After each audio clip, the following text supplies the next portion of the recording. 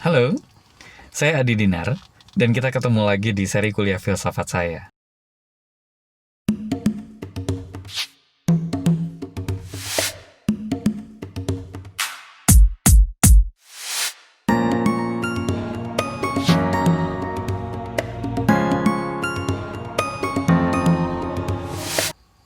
Buat ngingetin aja, seri kuliah filsafat ini sebenarnya buat mahasiswa saya, anak-anak psikologi. Tapi tunggu-tunggu, mereka kan anak psikologi kan? Bukan anak filsafat kan?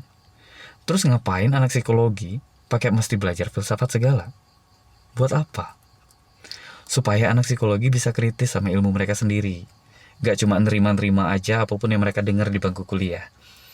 Kamu gak bakal bisa kritis soalnya kalau kamu cuma ngerti satu aliran pemikiran doang. Kamu bakal cuma iya-iya aja karena kamu gak ngerti lagi yang lain. Nah, begitu kita ngerti cara pandang yang lain, kita bakal mulai membandingkan tuh. Kita bakal mulai bisa lihat apa aja yang bikin cara pandang yang lain itu gak setuju dengan cara pandang kita. Dan kita bakal mulai nyari yang benar itu yang mana. Itu kenapa mahasiswa-mahasiswa saya di psikologi, saya ajarin filsafat. Karena filsafat itu isinya berbagai aliran pemikiran yang saling berdebat tentang pertanyaan-pertanyaan yang sangat mendasar. Dasar argumen mereka kuat, dan itu bisa membantu supaya mahasiswa-mahasiswa saya mulai mikirin lagi pandangan-pandangan mereka, yang tadinya mereka pikir udah nggak perlu lagi buat dipikirin. Karena bahaya loh, kalau kita nggak kritis sama pemikiran kita sendiri. Kalau kita nggak kritis sama pemikiran orang. Karena kita bisa sesat, dan kita bisa nyesatin orang. Itu kenapa kamu perlu belajar filsafat, walaupun kamu bukan anak filsafat. Di seri kuliah filsafat saya kali ini, kita masih bahas bukunya Manuel Velasquez, yang judulnya Philosophy, A Text with Readings, edisi ke-13. Dan kali ini kita bakal bahas chapter 2.5 tentang Are we independent and self-sufficient individuals? Apa tadi? Itu maksudnya apa dah? BTW kalau kalian rada nggak ngerti sama judulnya, wajar aja, it's okay. Saya juga awalnya gitu, tapi akhirnya bisa ngerti juga. Jadi nggak usah dipikirin dulu. Ketimbang kita pusing sama judulnya, coba kita fokus dulu ke sini aja. Coba lihat layarnya. Kalian setuju nggak? Untuk tahu siapa kita yang sebenarnya, dengerin diri kita sendiri. Jangan dengerin kata orang. Setuju? Atau coba kalimatnya kita ubah sedikit. Kalian setuju nggak sama ini? Jadilah diri kita sendiri. Jangan tunduk sama kata orang. Setuju? Nih, kalau kamu yakin banget sama itu tanpa ada ragu, mungkin itu karena kamu taunya cuma itu. Karena di filsafat, paling nggak kita bakal ketemu sama dua aliran pemikiran yang saling nggak setuju satu sama lain tentang itu. Jadi kalau kita yakin betul, pakai banget, sama apa yang tadi tertampil di layar, coba cek deh, apa yang dibilang sama cara pandang yang lain.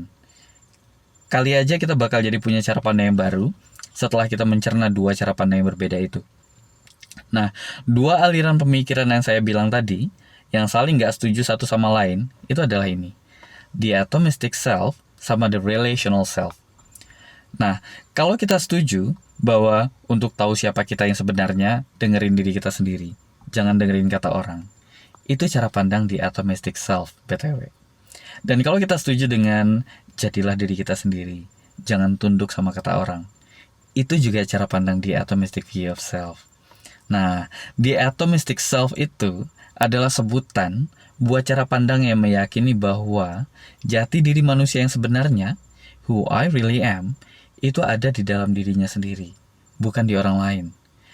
Jadi kalau kita pengen tahu siapa diri kita yang sebenarnya, menurut the atomistic view of self, menjauhlah dari orang-orang. Lihat jauh ke dalam diri kita sendiri. Baru kita akan menemukan diri kita sendiri yang sebenarnya. Bukan diri kita yang ngikutin kemauannya orang-orang. Karena diri kita yang sejati, yang sebenarnya, adalah diri kita yang independen. Bukan diri kita yang ikut-ikutan kata orang. Bukan diri kita yang siapa kita bergantung sama siapa orang di sekitar kita. Apapun yang terjadi, dimanapun kita berada, jati diri kita yang sebenarnya itu nggak akan pernah berubah.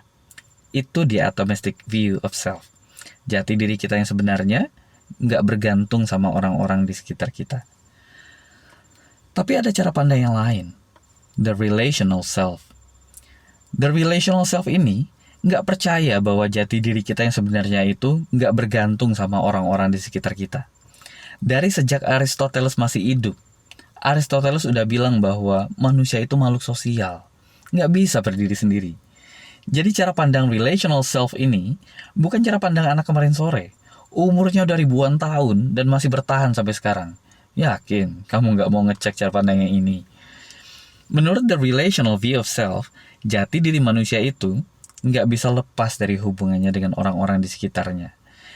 Karena kita bisa tahu siapa kita dan kualitas-kualitas yang kita punya itu dari orang lain. Kita bisa tahu, kita bisa nyanyi misalnya. Kita penyanyi. Itu dari pengakuan orang lain. Kan lucu kalau kita bilang kita jago nyanyi hanya karena kita yakin banget ngerasa bisa nyanyi. Padahal orang-orang pada pucat dan tutup kuping kalau kita udah mulai nyanyi. Kan lucu. Jadi siapa kita itu nggak lepas dari pengakuan orang-orang di sekitar kita. Buat mengetahui siapa kita, nggak bisa kita menjauh dari orang-orang dan melihat jauh ke dalam diri kita sendiri aja.